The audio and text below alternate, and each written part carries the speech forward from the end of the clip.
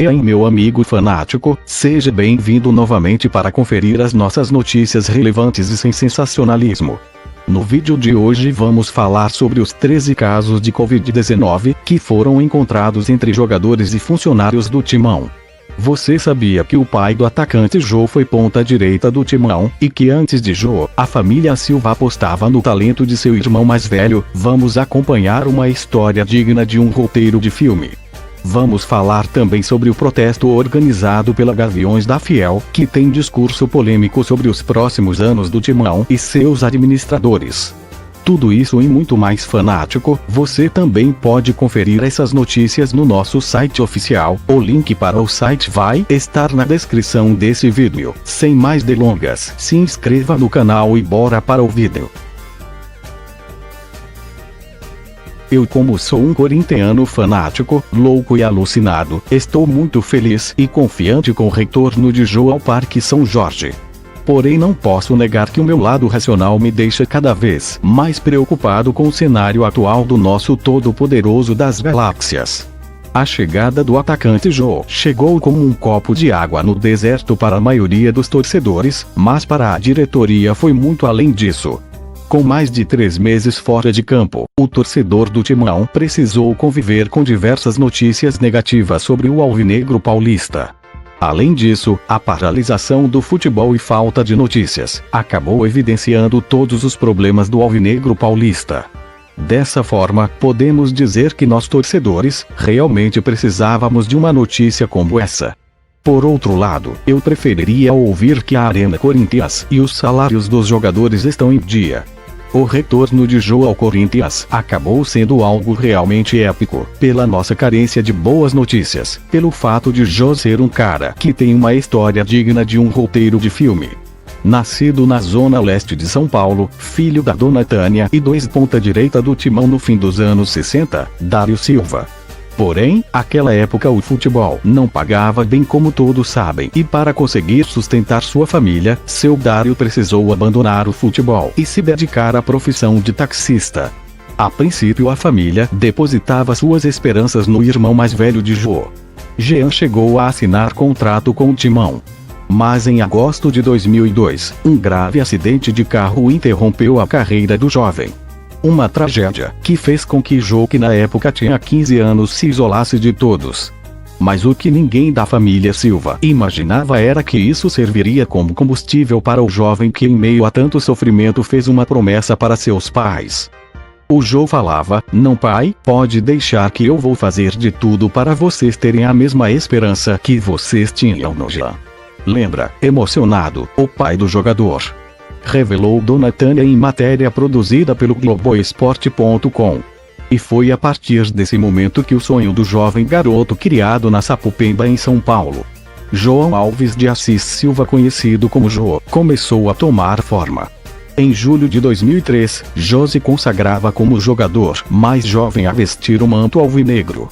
Com apenas 16 anos, ele participou da conquista do Paulistão e permaneceu até 2005, quando foi campeão brasileiro. Logo depois, foi vendido ao CSKA da Rússia e teve passagem por clubes como Manchester City e Everton da Inglaterra. Passou também pelo time turco Galatasaray e teve um retorno ao Manchester City. Porém, o retorno mais importante até então aconteceu em novembro de 2016, quando o Corinthians repatriou sua cria da base. Na temporada 2017, Jô foi campeão paulista e brasileiro, sendo uma das peças mais importantes no esquema de Fábio Carille. Vendido em dezembro de 2017 para o time japonês Nagoya Grampus por R$43 milhões, o atacante viveu um ótimo 2018, marcando 35 gols em 47 partidas. Porém, o ano passado não foi muito generoso com ele, que marcou apenas 8 gols e colaborou com 6 assistências. Nesse meio tempo, quase 2 anos e 6 meses fora de casa, a fiel fanática torcida sonha com esse retorno. E seja para reforçar o time ou camuflar os problemas financeiros e burocráticos do Timão, não importa mais, ele já foi integrado ao elenco e está seguindo as recomendações do departamento físico do alvinegro paulista.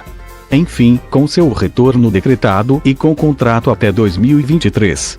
O atacante Jô começa a conviver com a possibilidade de bater 3 recordes pelo todo-poderoso das galáxias. Com 43 gols somados em 2 passagens, Jô precisa apenas de 13 gols para superar a marca de Dentinho no quesito de maior artilheiro do Timão no século XXI. Com 17 gols marcados na Arena Corinthians, o atacante precisa de mais 10 gols em sua casa para superar os 27 gols do paraguaio Romero. O recorde que está mais longe de ser alcançado, porém se o jogador tiver sucesso, os 21 gols que o separa de Marcelinho Carioca, com certeza serão batidos também. Marcelinho Carioca é o maior artilheiro do Corinthians no Brasileirão.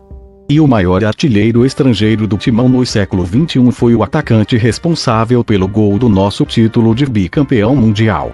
Isso mesmo, fanático, Paulo Guerreiro.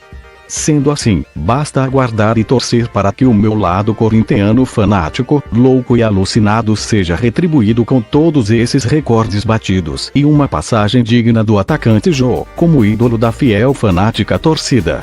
Por fim, não podemos esquecer das limitações expostas pelo elenco atual do Timão antes da paralisação. Fica a torcida pela evolução do grupo e do trabalho do técnico Thiago Nunes, para que Jô não seja cobrado por não carregar o alvinegro paulista nas costas.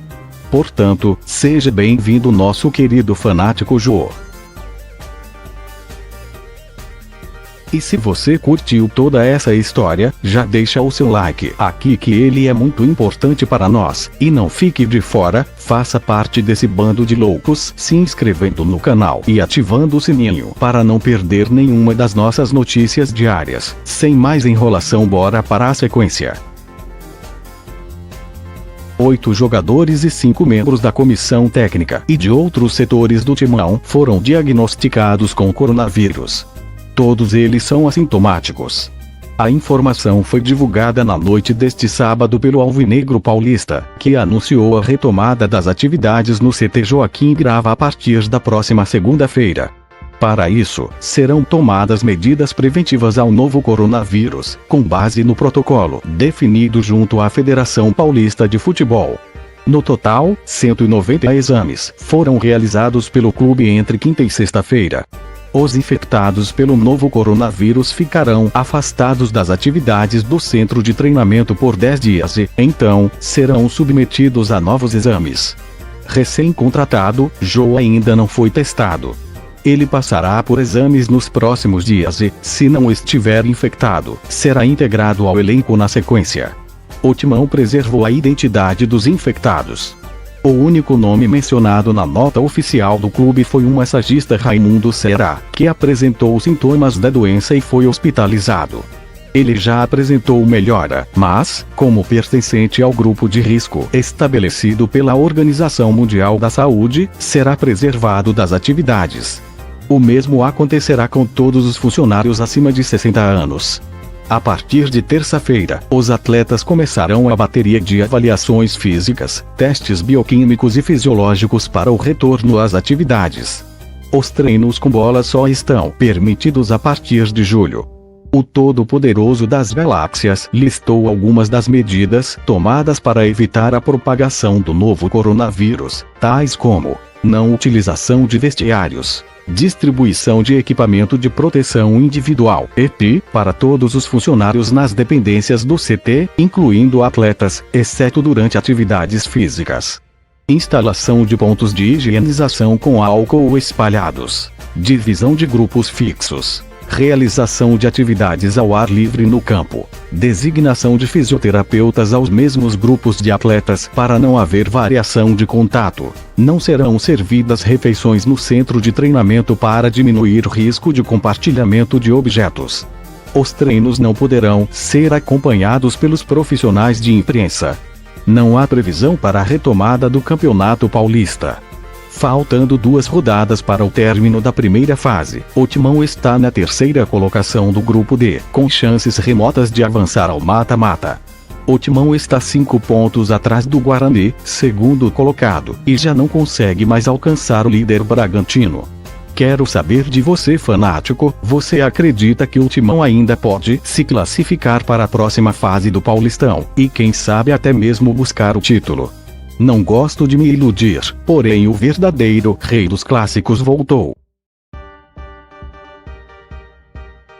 A Gaviões da Fiel esteve no Parque São Jorge, na manhã desta sexta-feira, para protestar contra a atual e as recentes gestões do Timão. A principal revolta é pela maneira como que as finanças corintianas têm sido administradas. Abre aspas. Já estivemos aqui diversas vezes cobrando esse posicionamento do clube. Pedimos para essa diretoria ter pulso e coragem para falar com a torcida sobre os problemas financeiros, mas isso não foi feito e todo dia chegam notícias de dívidas milionárias, disse Rodrigo Gonzalez Tapia, o Digão, presidente da Gaviões, que continuou seu desabafo. Abre aspas. O clube está nessa situação por conta da falta de planejamento, dos dirigentes incompetentes, da autonomia dos empresários e os salários milionários dos jogadores.